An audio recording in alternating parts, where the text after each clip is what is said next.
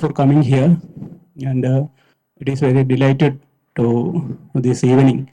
All these things in a very short period of time.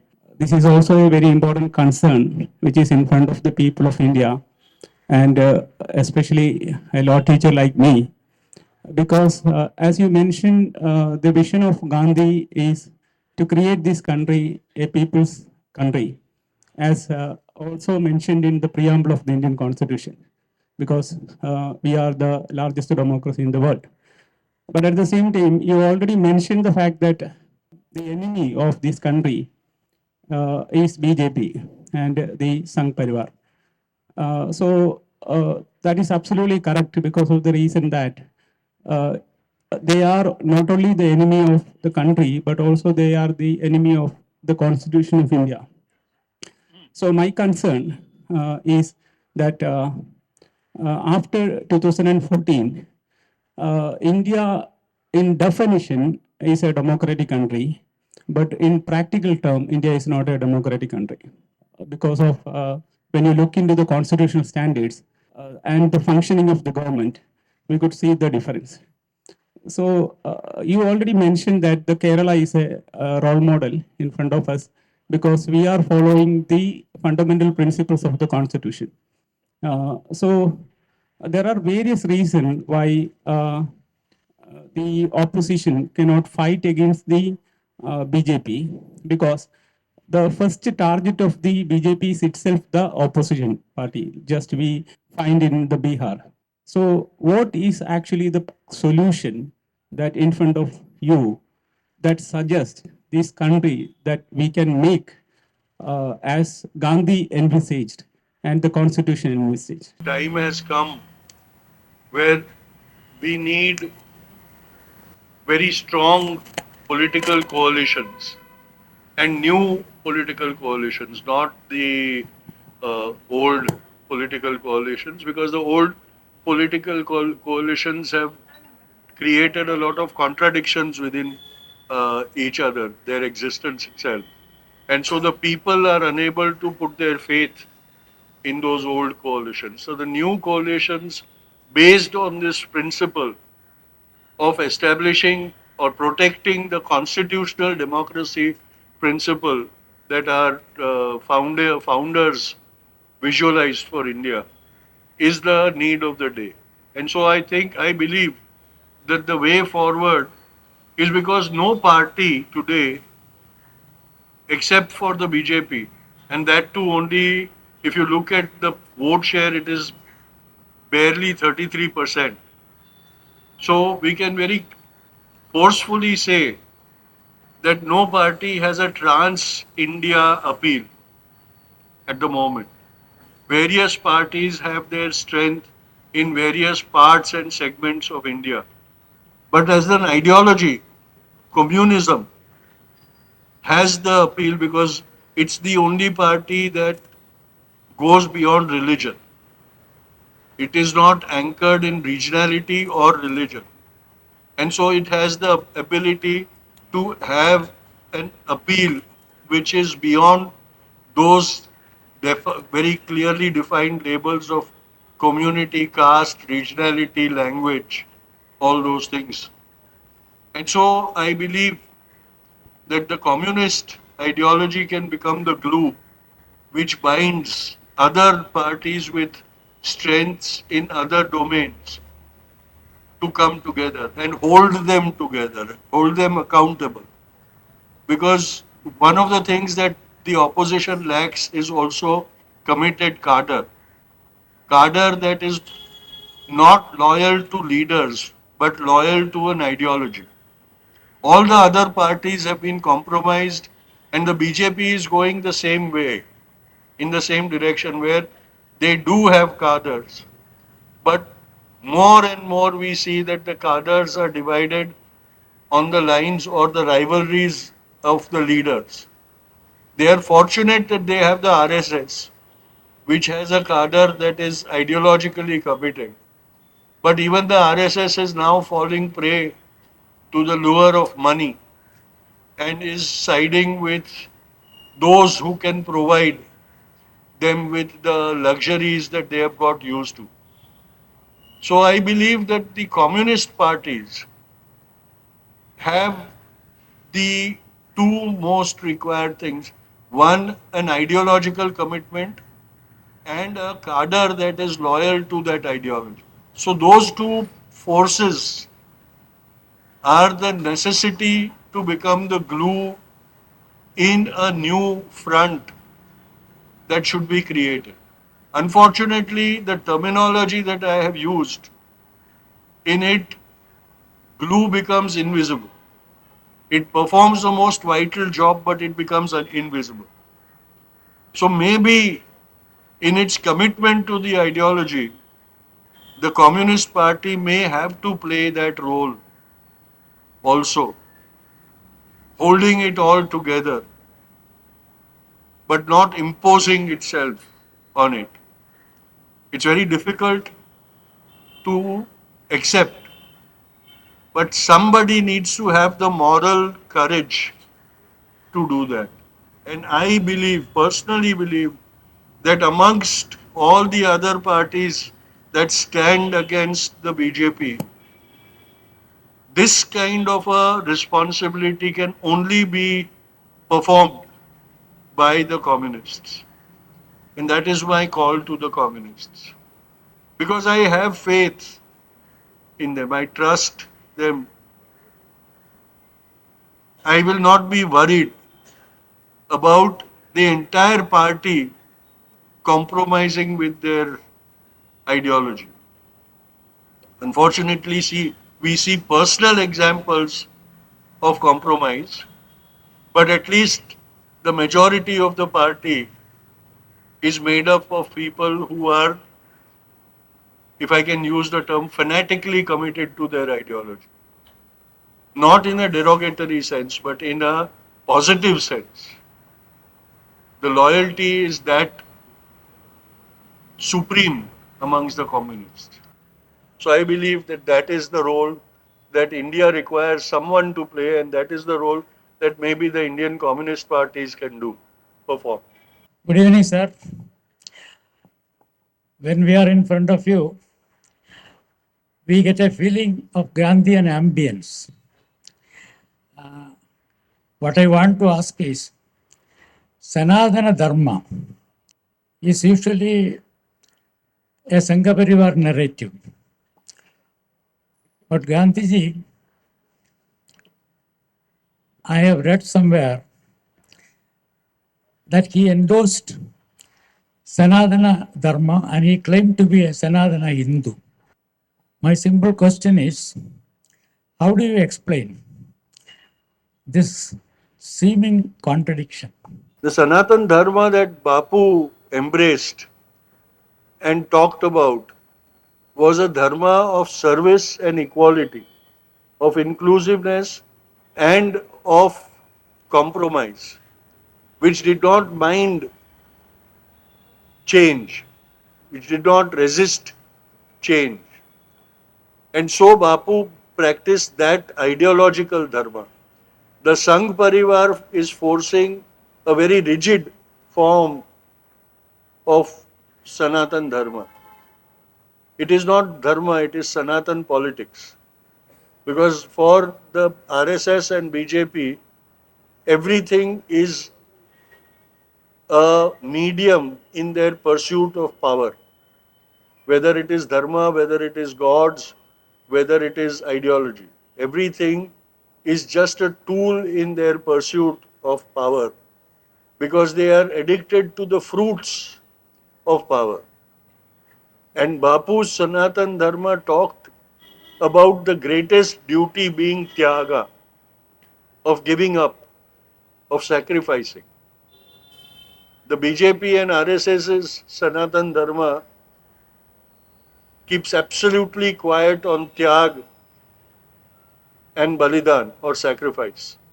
Let's not talk about love, let's not talk about equality, let's not talk about kartavya. Those are terms that they loosely talk about, but in their practice they are not reflected anywhere. That was the difference between Bapu's Sanatan Dharma and what the BJP wants us, and that is why the RSS and the BJP were in the forefront of the anti-Gandhi movement throughout his life. And that is what caused them to murder Bapu, because they were scared that the Gandhi model of Sanatan Dharma would prevail over the model that they wanted to force down the throats of India. Good evening. In fact, this evening is an unforgettable day for us.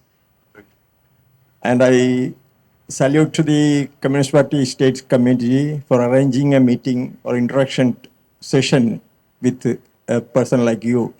I have been hearing about you for the years. Thusar Gandhi, Thusar Gandhi. Today we got that chance to meet you. And thank you, sir, for coming here and interacting with us. Thank you. See, we are standing in front of, maybe in between, a devil and a sea. We have no option. We have to come over the present situation. What's the success of this ruling party, Sangha Parivar, BJP, that opposition is very weak. They are not uniting in certain causes, especially Samaj parties and North Indian parties all. Congress is organizationally very weak.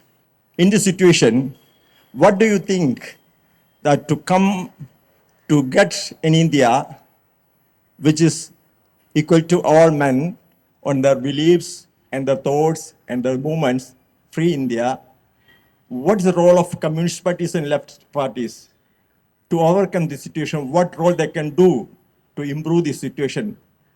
How we have to think about that one?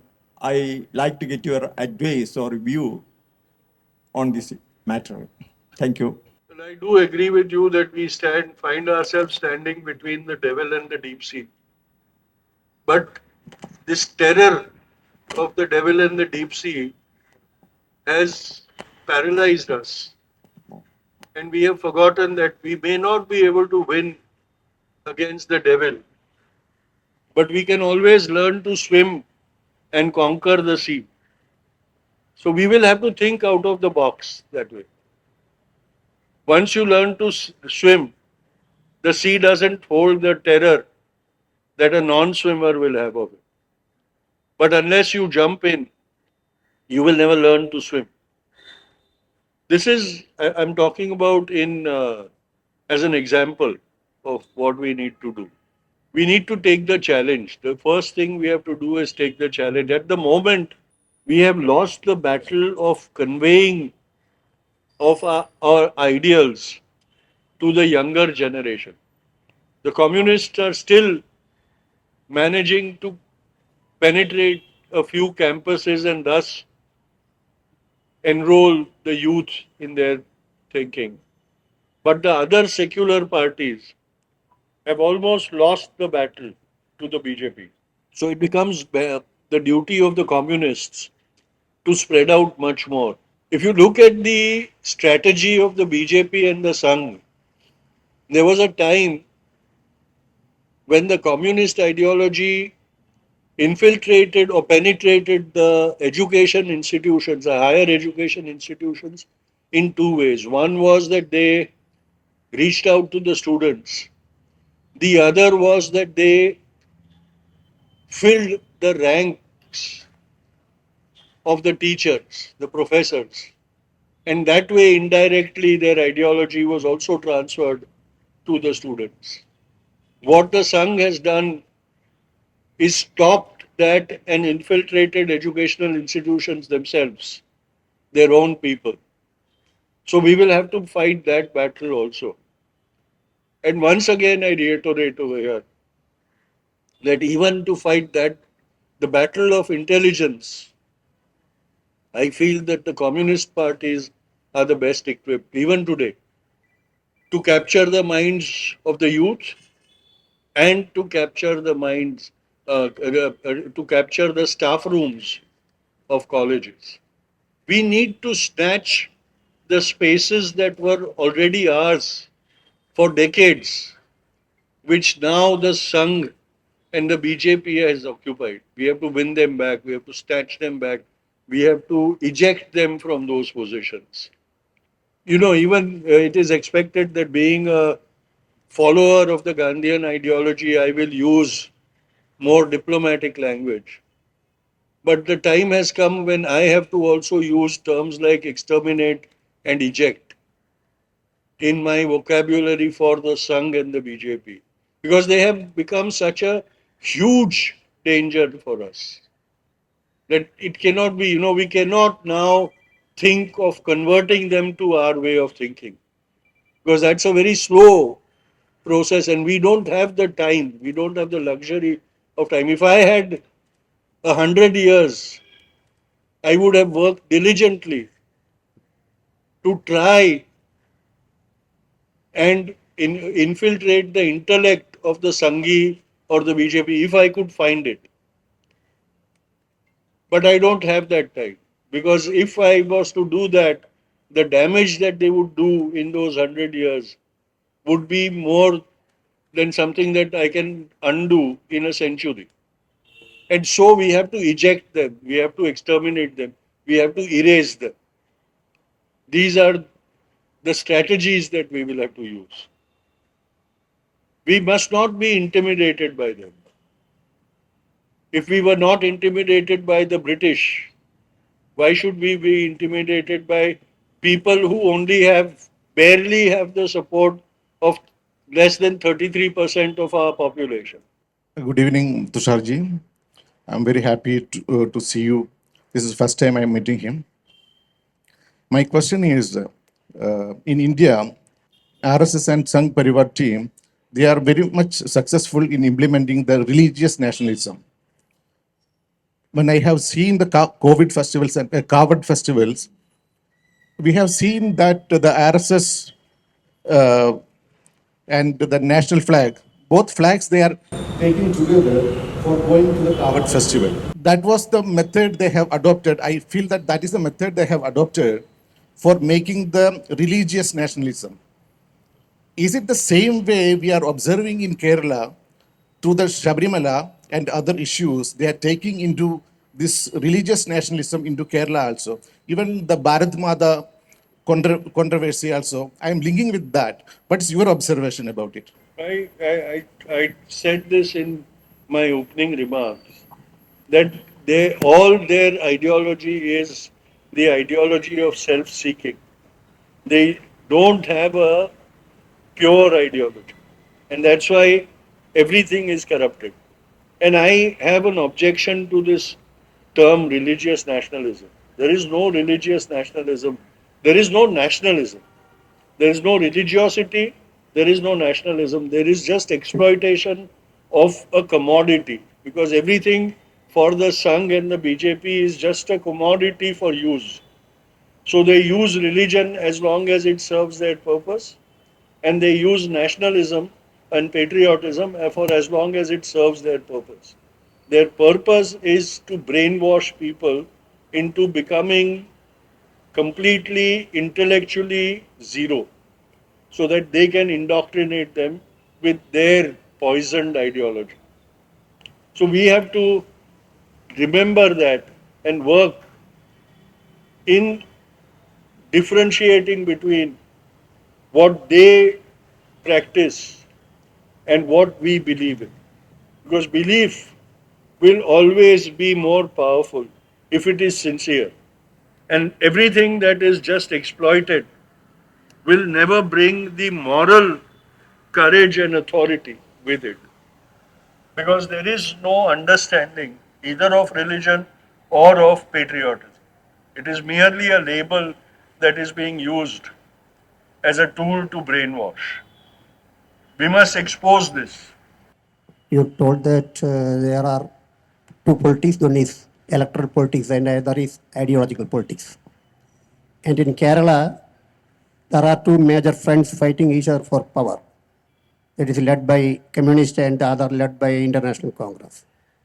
And they are the components of the All India Basis India organization. Yes. And when they fight each other, the real beneficiary, because they aren't just in the doorsteps of power. both these fronts. Just a shift at 2 or 3% of votes, it will give them power. So they are fighting each other for it. But in that process, they are making allegations, they are fighting each other in every term. And on that aspect, the real beneficiary is the Sangha Parivar. And I always use the word, it is corporate owned party. In Kerala, there are secular parties. And also, there are parties backed by religions and other communities. They are also very powerful. So that is a via media before the secular parties in Kerala to have an organization. Whether is it possible for share, including power, for the secular parties in Kerala to fight the Sangha Parivar? It is not like in other states because these two parties are fighting because they are in the doorsteps of before the power. That's a scenario. Under this scenario, what is the via media? You cannot exclude these political parties which are backed by communities and religions in the present condition. Yeah. And there is a problem. And the Sangha Parivar is making use of that situation to their benefit. And what, as per your it is, what is the via media are a feasible ideological, what is possible for us. Number two, you are also talked about concentration of wealth on one side and the distribution of wealth. Of course, justified distribution or logical distribution of wealth. How it could be done in the present condition? No, I think it will not be a very easy transition. It will, I think India is slowly becoming or coming towards a domestic revolution, maybe a revolution of economics or a revolution of social revolution. But some tumult is bound to happen. And from there, maybe something good will emerge, but there is a possibility of a worst option emerging also. About the Kerala situation, the problem with Kerala, what you say, I agree. Both LDF and UDF have understood that victory is easy. You don't need a very big swing to come into power. A very small margin swinging here or there is going to capture power for either of the front. And for so many decades, they have become addicted to this easy power politics. And so they decide that we don't have to do much. We have to just find one point to hit at the opponent. And if that sticks with the voters, our work will be done. But for so many decades, Kerala always had only these two fronts battling each other. And there was no third option available. All the other parties that you talk about, yes, they have a presence, but they have, within Kerala also, they are confined to small regions, religion, caste, or community. And so they do come into play in that narrow gap that swings power from one to the other. But in the overall equation, they don't matter much. When there is a huge swing between the LDF and UDF. But those days are gone.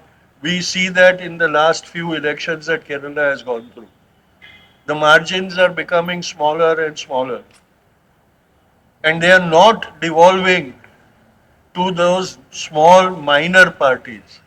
They are all benefiting the Sangh that is making inroads into it. So now Kerala is faced with a third viable option that can become an option to these two fronts. And so that danger has to be understood and realized and acted upon. For too long, those small, insignificant parties who mattered when the margin was narrow for power to be taken for granted.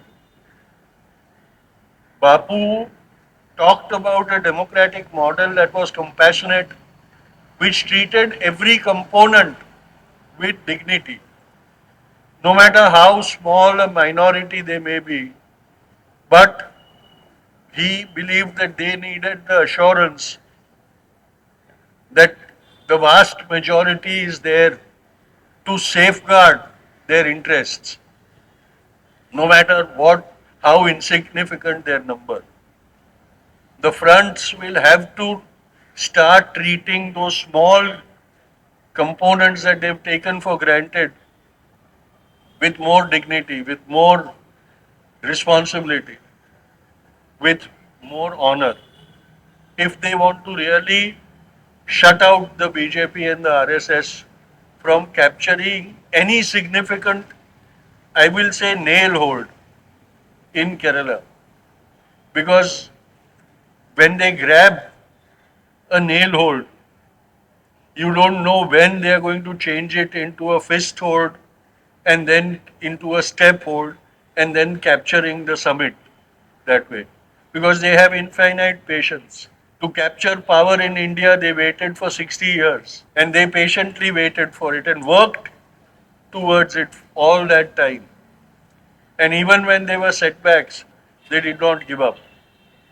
Took the setbacks in their stride and worked to overcome those setbacks. We will also have to be that tenacious. So these are to my limited knowledge, these are the answers that I can give to you. Rahul Gandhi is doing a lot of works to unite the nation again. And where is the lapse and we are not getting the result? And how the communist parties can coordinate with him and having a make a change. Thank you. I believe that what Rahul is saying provides a flicker of hope to Indian polity. Unfortunately, his voice is a lone voice in wilderness.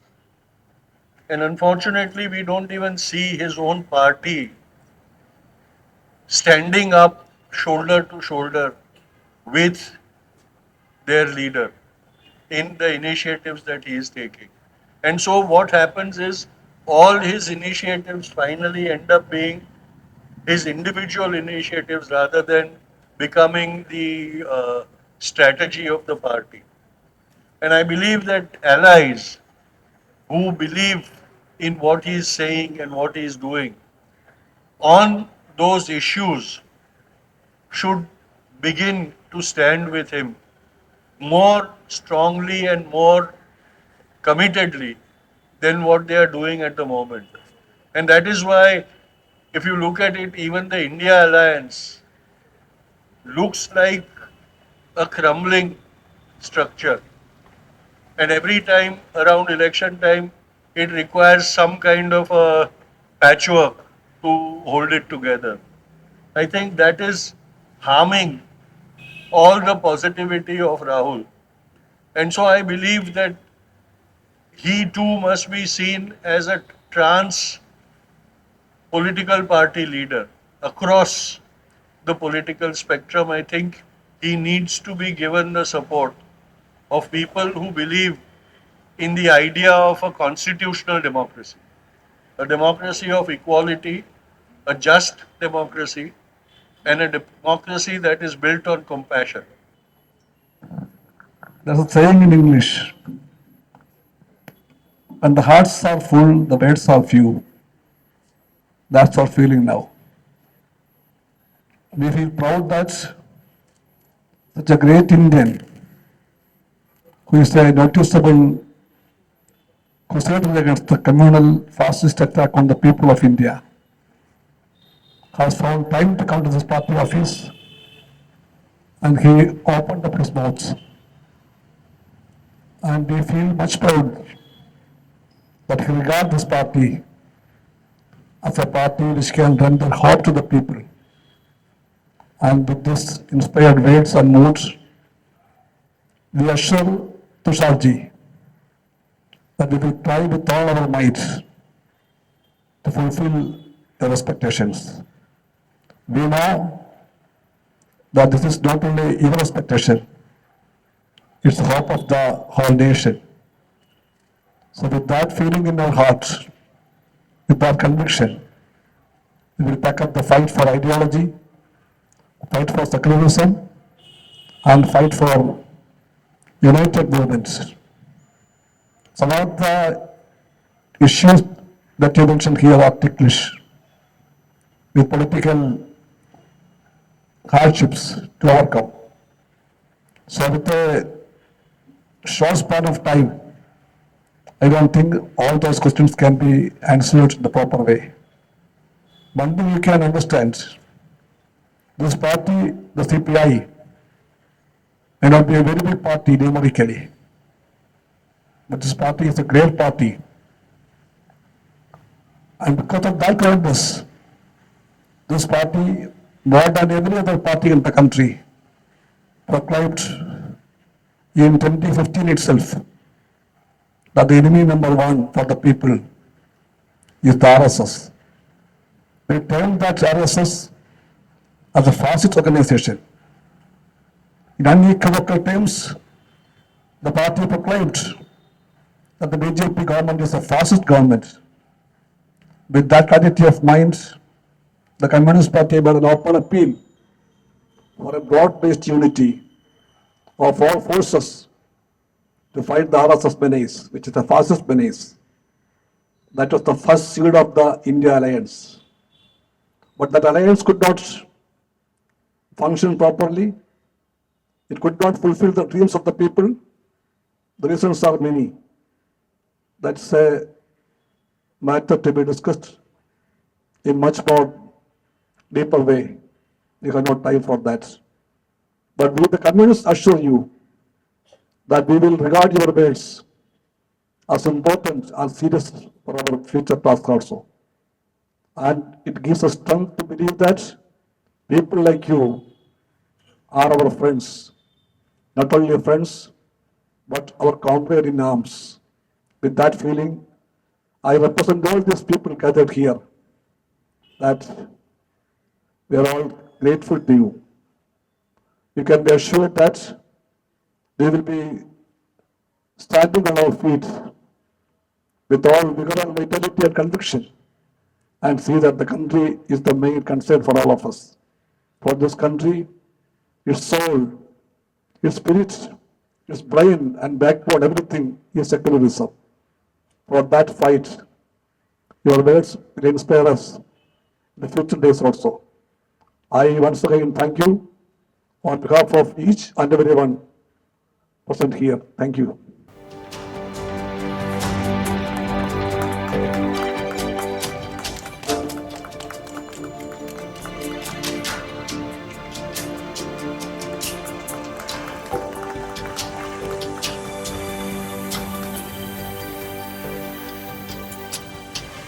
I want to add one more sentence.